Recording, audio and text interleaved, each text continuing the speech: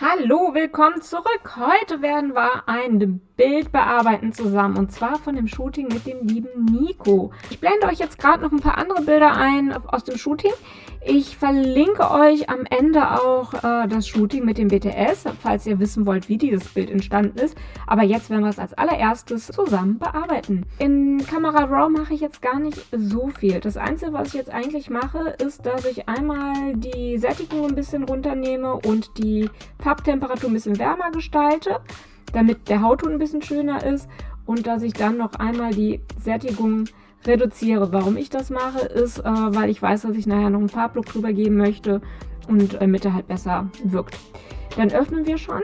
Als allererstes speichern wir natürlich einmal ab und danach mache ich eine kurze Hautretusche. Beim Nico braucht man nicht viel machen, da sind nur ein paar kleinere Hautreinheiten, die entfernt werden müssen. So, wie mache ich jetzt die Hautretusche? Ich dupliziere die Ebene.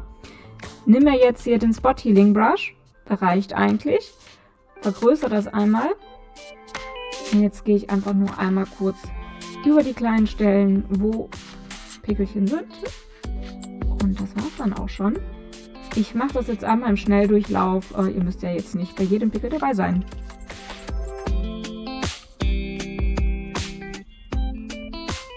So, das war's schon an Pickeln. Was wir jetzt noch einmal machen ist, ich dupliziere bzw. erstelle mir wieder eine Ebene.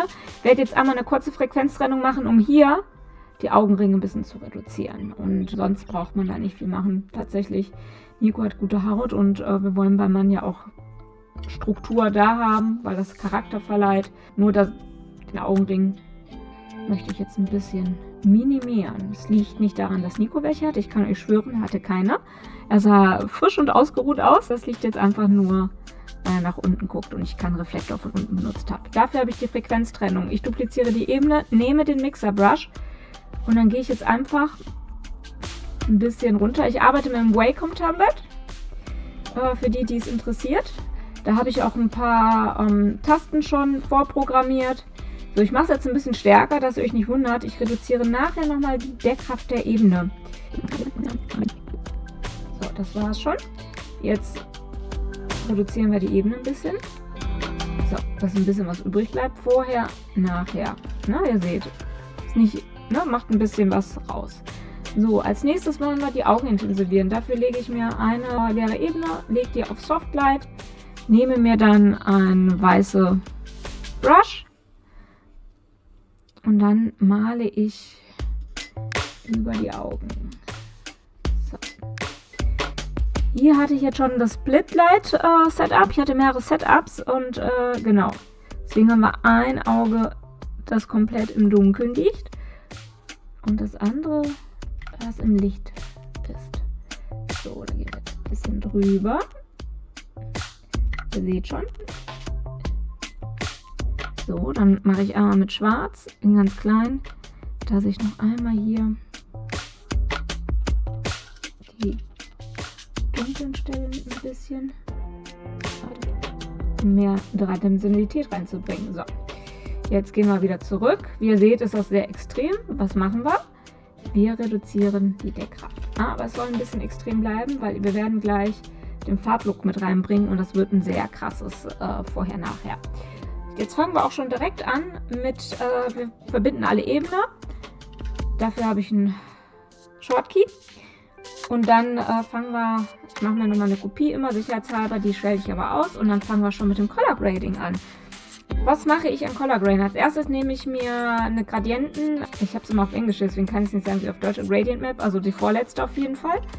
Und dann nehme ich die älteren Verläufe, ich weiß nicht, warum ein Teil bei mir auf Englisch ist und ein Teil auf Deutsch, ich kann es euch nicht sagen, aber ich komme damit zurecht. Dann die fotografische Tönung und dann nehme ich den hier.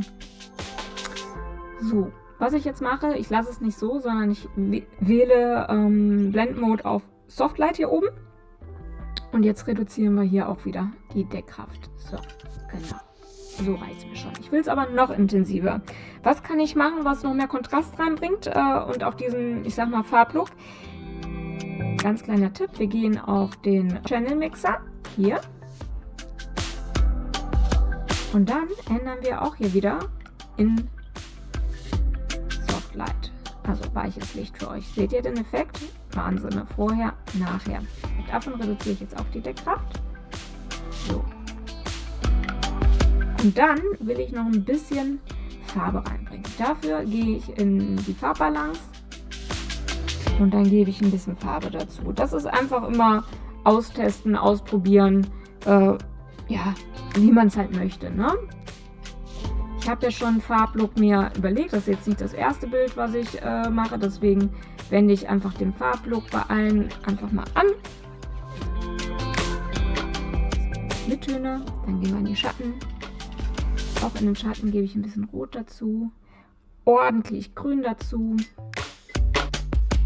Und gebe dann noch ein bisschen Blau dazu. Das war ein bisschen zu viel vom Grün. Genau, und dann gehen wir nochmal in die Highlights. Und da wiederholen wir das gleiche. Ein bisschen Rot dazu, ein bisschen Grün dazu, ein bisschen Blau dazu. So, das lassen wir jetzt aber nicht so. Ihr seht schon, ich mache es mal ein bisschen kleiner, dass ihr das sehen könnt. Das ganze Bild. Vorher, nachher, vorher, nachher.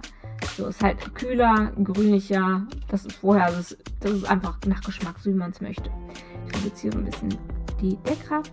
Was ich jetzt mache, ist, dass ich jetzt noch ein bisschen mehr Struktur, Textur, alles noch mal ein bisschen erhöhe, stärker mache. Und das mache ich jetzt wieder in Camera Raw. Dafür gehe ich jetzt in Camera Raw, geht es halt an die einzelnen Regler. Und auch hier immer macht alles nach Gefühl, es ist nichts verboten. Mein verboten ist sowieso nichts, aber probiert es aus. Ich gebe halt ordentlich Kontrast rein. Effekten, Klarheit. Gut rein, Textur ordentlich rein, ein bisschen Dehaze rein und dann machen wir hier noch beim Detail Sharpening. Kleiner Trick, wenn ihr die Alt-Taste gedrückt haltet und das Masking angeht, dann zeigt ihr euch die Bereiche an, da könnt ihr aussuchen, was ihr schärfen möchtet. Ich setze den Wert so, dass die Haut und die Haare und dann gehe ich hier hoch und dann seht ihr ein richtig cooles. So, jetzt seht ihr das scharfes Ergebnis. Ne? Man sieht Poren, alles schön rausgehoben, so wie ich es mag. So, da gehe ich oben noch mal ein bisschen die Schatten noch. Dass man ein bisschen was, so, dass man noch ein bisschen was hat von der anderen Seite, dass sie nicht komplett im Schwarzen versinkt. Ich glaube so, jetzt können wir hier vorher, nachher. Das war vor Camera Raw, das ist nach Camera Raw. Ihr seht, wir haben hier ganz viel, ne, Struktur reingebracht, alles deutlich verstärkt. Das ist etwas, was wir mit Frauen in der Regel nicht machen. Ich habe auch noch ein bisschen was hier reingebracht, dass man ins Auge sieht. Ne? Und dann gehen wir auf OK. Und dann ist eigentlich das Bild schon fertig bearbeitet. Was wir jetzt aber noch machen, ist, dass wir noch eine Schwarz-Weiß-Konvertierung machen, weil die Bilder, die finde ich sowohl in Farbe als auch in Schwarz-Weiß ganz großartig. Und dafür dupliziere ich nochmal die Ebene, gehe wieder in Camera Raw. Ich mache die Schwarz-Weiß-Konvertierung immer in Camera Raw. Und dann kann man manchmal sogar noch ein bisschen eins drauf geben. Gehen wir auf Black and White. So. Und jetzt können wir noch ein bisschen mehr Kontrast. Ich gebe jetzt, wenn ich den Kontrast erhöhe, muss ich ein bisschen die Fliegen kompensieren, indem ich ein bisschen mehr Licht reingebe. Ja, das war vielleicht ein bisschen zu viel. So. Dann die Highlights ein bisschen runter. Ja, so. Wir möchten, dass nichts überblendet ist. So, das gefällt mir schon ein bisschen schwarz gegen. Okay. Und jetzt gibt es noch einen kleinen Trick 17. Den mache ich zum Schluss nochmal. So. Auf Schwarz-Weiß ist das dann nochmal eine leere Ebene. Ich mache so ein leichtes Dodge and Burn wieder normal. Softlight, das, was wir gerade gemacht hatten für die Augen.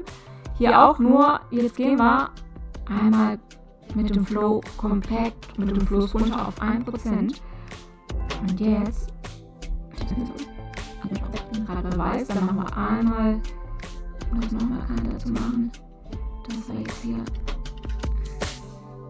die hellen Bereiche noch einmal aufhellen und die dunklen ein bisschen runterregeln. Ich mache das mal auf schnell, das müsst ihr jetzt auch nicht sehen unbedingt.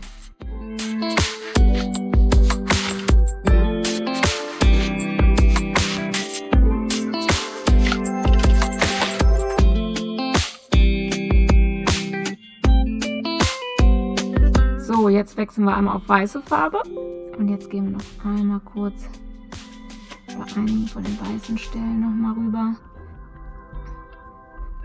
Und jetzt seht ihr vorher, nachher. Es gibt nur ein bisschen, nicht viel, aber es gibt so ein bisschen. Jetzt gehen wir hier noch ein bisschen mit dem Weiß rüber. So. Es ist nicht viel, ne? Man sieht es hier am Bartschatten noch am ehesten, aber es gibt ein bisschen Struktur. Ja. Und wenn wir jetzt noch die Schwarz-Weiß, dann sehen wir es auch auf Farbe. Ne? Es gibt ein bisschen was an mehr Roughheit oder wie man es möchte. Genau. Und das ist schon ein schnelles Bildbearbeitungs-Video. Ich hoffe, es hat euch gefallen. Wenn ihr noch mehr Videos dieser Art sehen wollt, dann ja, abonniert den Kanal, schreibt es mir gerne in die Kommentare und gebt diesem Video ein Like. Und ich wünsche euch einen wunderschönen Samstag.